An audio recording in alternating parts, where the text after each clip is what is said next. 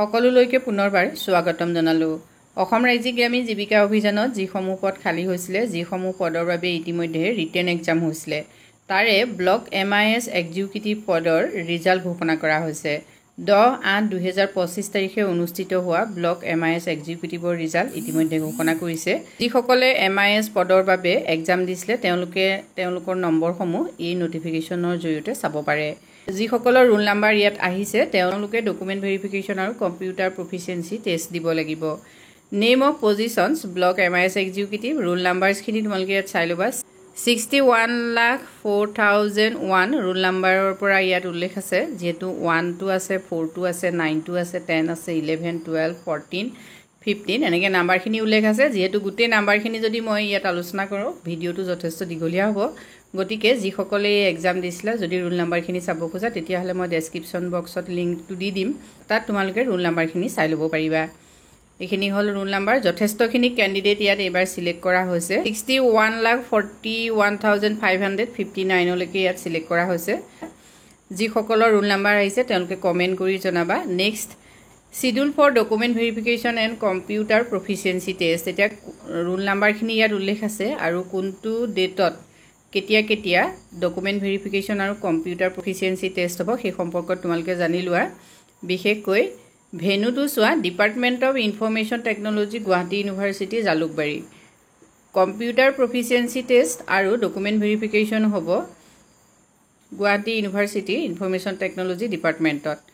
ইয়াতে 8/9/2025 মানডেৰ পৰা document verification আৰু কম্পিউটাৰ প্ৰফিচিয়েঞ্চি টেষ্ট হ'ব।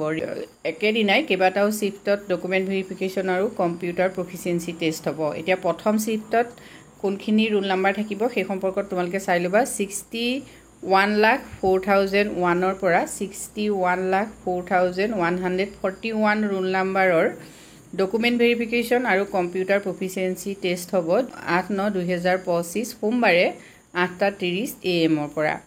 নেক্সট 8/9/2025 সোমবাৰে ৰিপৰ্টিং টাইম 10:30 AM। 10:30 AM পৰা 61,40,142ৰ পৰা 61,40,305 এইকেইটা ৰোল নাম্বাৰৰ কম্পিউটাৰ টেষ্ট আৰু ডকুমেণ্ট ভেৰিফিকেশ্যন হ'ব। নেক্সট আহিলে 8/9/25ৰে 12:30 PM পৰা হ'ব 61,40,309ৰ পৰা 61,40,454লৈকে। নেক্সট 9/9/2025 অৰ্থাৎ 9 তাৰিখ টিউজডে।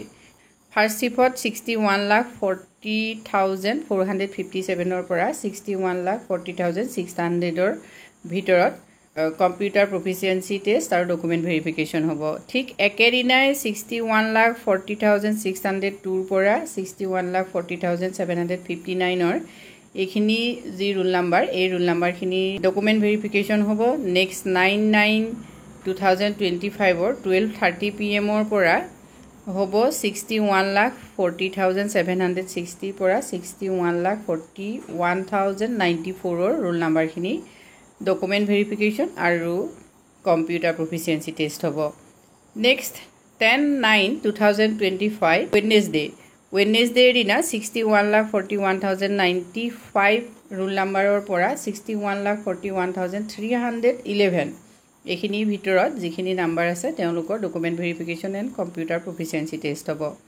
তেনেকৈ 10:30 AM একেদিনাই 10:30 AM 61,41,312ৰ পৰা 61,41,460 এইখিনি নাম্বাৰৰ ভিতৰত যিখিনি চিলেক্ট হৈছে তেওঁলোকৰ হ'ব। নেক্সট একেদিনাই 10/9/2025ৰ 12:30 PM পৰা 61,41,462ৰ পৰা 61,41,557 এইখিনি ৰোল নাম্বাৰৰ ভিতৰত চিলেক্টেড নাম্বাৰখিনিৰ ডকুমেণ্ট ভেৰিফিকেশ্যন আৰু কম্পিউটাৰ প্ৰফিচিয়েঞ্চি টেষ্ট হ'ব। ইম্পৰ্টেণ্ট চোৱা, for document verification candidates are directed to bring with them 1 passport size photograph, admit card of written test, identity proof, age proof and original documents in support of their educational qualification, experience and caste PWD if applicable. Document ভেৰিফিকেশ্যনলৈ যাওঁতে প্ৰাৰ্থীসকল সাৱধান হ'বা, যিহেতু ইয়াত উল্লেখ কৰা হৈছে সেই ডকুমেণ্টছখিনি লৈ যাবা। বিশেষভাৱে এখন পাছপোৰ্ট সাইজৰ ফটোগ্ৰাফ লাগিব, এডমিট কাৰ্ড লাগিব ৰিটেন টেষ্টৰ, আৰু আইডেন্টিটি প্ৰুফৰ বাবে যিখিনি ভোটাৰ কাৰ্ড বা আধাৰ সেইখিনি থাকিব লাগিব, লগতে এজ প্ৰুফ আৰু অৰিজিনেল ডকুমেণ্টছ থাকিব লাগিব, এডুকেশ্যনেল কোৱালিফিকেশ্যনৰ লগত এক্সপিৰিয়েঞ্চ চাৰ্টিফিকেট। ডকুমেণ্ট ভেৰিফিকেশ্যনলৈ যাওঁতে সদায় 2টা কপি লৈ যাব লাগে। এটা কপিত সকলো ডকুমেণ্টছৰ জেৰক্স কপি থাকিব লাগে আৰু তাত নিজেই সহি কৰি থ'ব লাগে। সেই জেৰক্স কপিৰ যিটো ফাইল সেইটো ফাইল তাত জমা দিব লাগিব আৰু অৰিজিনেলটো দেখুৱাব লাগিব।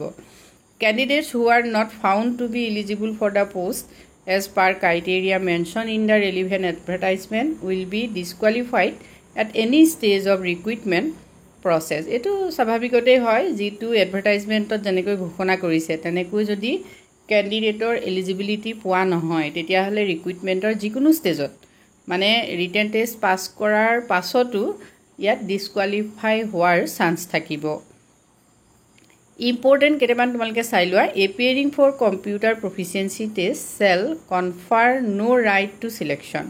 The final selection of candidates will be based on marks secured in written examination and computer proficiency test and document verification. Computer proficiency test selection hole je candidate jone final selection pale kotha kintu tenekwa nahoy. Final selection to base koribo written examination, computer proficiency test and document verification in ei tiniutar uporot. Gotike protitu khujoti parthi hokol sabodhan hobo lagibo. Next ahile result of written examination for the remaining post held on 9th, 10th, 17th August 2025 shall be declared shortly. Candidates are advised to regularly visit the official website of ASRLM's https://assam.gov.in portals recruitment career.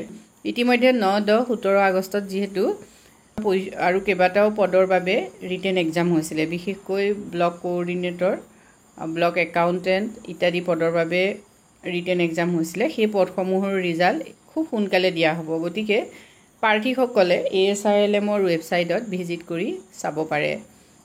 যিসকল প্ৰাৰ্থীয়ে ইতিমধ্যে first সিলেকশ্যন পাইছে অৰ্থাৎ written টেষ্টত যিসকল success হৈছে তেওঁলোকে যাতে কমেণ্ট কৰিবলৈ নাপাহৰে। ASRLMৰ এক্সাম সম্পৰ্কত আৰু যদি নতুন নটিফিকেশ্যন থাকে তোমালোকক জনাবলৈ চেষ্টা কৰিম। আজিলৈ ইমানেই, ধন্যবাদ।